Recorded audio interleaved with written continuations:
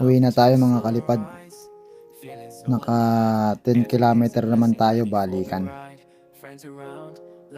Nag-i-exercise muna ako ng mga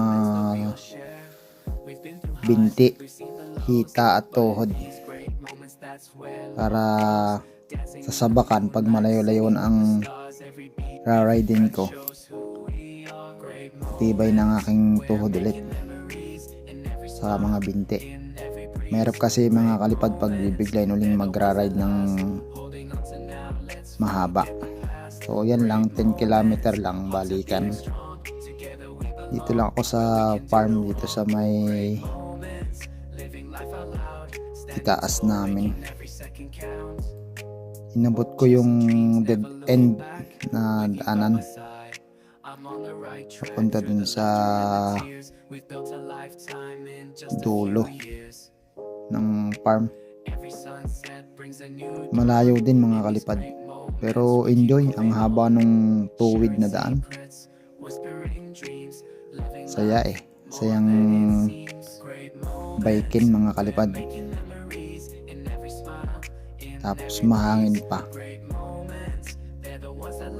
Hinabol ako ng aso mga kalipad nung malapit na ako dun sa dulo. May aso pala dun.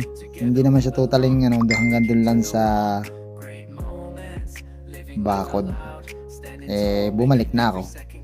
Nandun ako sa dulo, bumalik na ako. Siguro mga kunti na lang. Sabi ko balik na ako, baka habulin pa ako lalo, baka lumabas yung aso. Ayun, sumuwi na ako mga kalipad kasi gabi na yan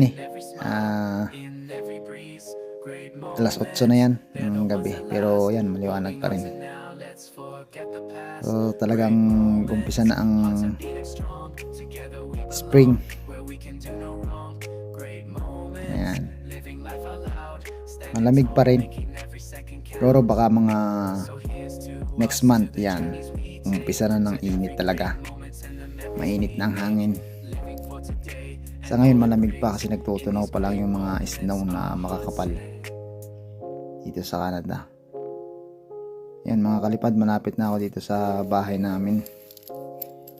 Kapag-enjoy na naman ako. Bukas trabaho na naman, busy na naman sa work. So yan mga kalipad, sa muling pagbablog, ingat tayong lahat. God bless you all.